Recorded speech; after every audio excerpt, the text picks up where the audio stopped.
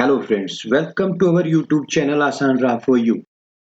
ओम नमो भगवते वासुदेवाय नमः। नमस्कार दोस्तों, आज हम इस वीडियो में बात करेंगे फाल्गुन मास में आ रही रंग भरी एकादशी आमल की एकादशी व्रत तिथि, व्रत कब रखना है, पूजा व पारण का समय, पूजा विधि, व्रत कथा, महत्व और इस दिन किए जाने वाले एक महा उपाय के बारे में। इसलिए वीडियो के साथ अंत तक बने रहें। फ्रेंड्स, वीडियो स्टार्ट करने से पहले आपसे एक रिक्वेस्ट है कि अगर आपने अभी तक हमारे इस YouTube चैनल को सब्सक्राइब नहीं किया है तो आज ही सब्सक्राइब करें। अगर आपको वीडियो पसंद आई हो तो वीडियो को ज्यादा से ज्यादा लाइक और शेयर करें और साथ ही बेल आइकन को भी प्रेस कर दें ताकि इसी तरीके की लेटेस्ट वीडियो की नोटिफिकेशन आप तक सबसे पहले पहुंच सके। हर मास में 2 एकादशी व्रत आते हैं। फाल्गुन मास के शुक्ल पक्ष की एकादशी को आमल की एकादशी कहते हैं। शास्त्रों में सभी एकादशियों का काफी महत्व माना गया है, लेकिन इन सब में आमल की एकादशी सर्वोत्तम मानी जाती है। इसे आंवला एकादशी, आमली ग्यारस और रंगभरी एकादशी भी कहते हैं। आमल की एकादशी के दिन श्री हरि विष्णु और आंवले के पेड़ की पूजा की जाती है। तो आइए जानते हैं पंचांग के अनुसार इस बार आमल की एकादशी का व्रत कब रखा जाएगा, इसकी पूजा विधि, व्रत कथा और उपायों के बारे में। आमल की एकादशी कब है? इस साल आमल की एकादशी व्रत 14 मार्च सोमवार को रखा जाएगा। एकादशी तिथि प्रारंभ होगी 13 मार्च को सुबह 10:21 पर। एकादशी तिथि समाप्त होगी 14 मार्च को दोपहर 12:05 पर। एकादशी व्रत का पारण किया जाएगा 15 मार्च को सुबह 6:31 से 8:55 तक। पारण तिथि के दिन द्वादशी समाप्त होने का समय होगा दोपहर 1:12 पर। उदया तिथि का व्रत सर्वश्रेष्ठ होता है, इसलिए उदया तिथि के अनुसार व्रत 14 मार्च को रखा जाएगा।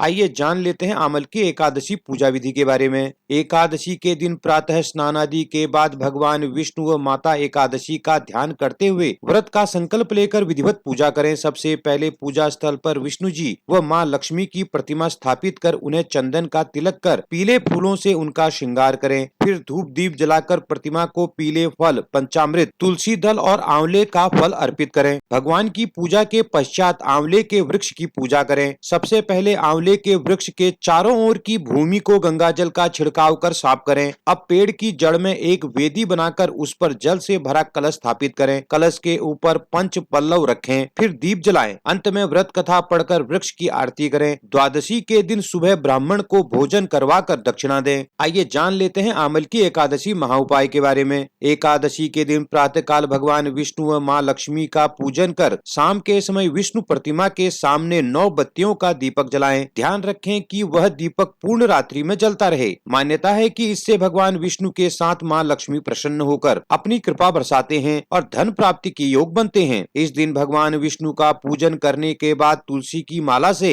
ओम नमो भगवते वासुदेवाय मंत्र का कम से कम 1 माला जाप करें। इससे भगवान विष्णु की कृपा प्राप्त होती है। आंवला एकादशी के दिन आंवले का पेड़ लगाना चाहिए। इस दिन पूजा में भगवान विष्णु को आंवले का फल चढ़ाने से धन लाभ होता है। आइए जान लेते हैं आमल की एकादशी व्रत कथा के बारे में। पौराणिक कथा अनुसार माना जाता है कि ब्रह्मा जी भगवान विष्णु की नाभि से उत्पन्न हुए थे। एक दिन ब्रह्मा जी ने खुद को जानने की कोशिश की, जिसके लिए उन्होंने परब्रह्म की तपस्या शुरू की। उनकी तपस्या से प्रसन्न होकर परब्रह्मा भगवान विष्णु उनके सामने प्रकट हुए। जैसे ही ब्रह्मा जी ने भगवान विष्णु को अपने समीप देखा, वैसे ही वह रोने लगे। कहा जाता है कि ब्रह्मा जी के आंसू भगवान विष्णु के चरणों पर गिर रहे थे। यह आंसू भगवान विष्णु के चरणों पर गिरकर आंवले के पेड़ बन गए। यह देखकर भगवान विष्णु ने कहा कि यह आंवले का वृक्ष और इस वृक्ष का फल मुझे अत्यंत प्रिय होगा, और जो भक्त आमल की एकादशी पर इस वृक्ष की पूजा विधिवत तरीके से करेगा उसे मोक्ष की प्राप्ति होगी तथा उसके सारे पाप मिट जाएंगे।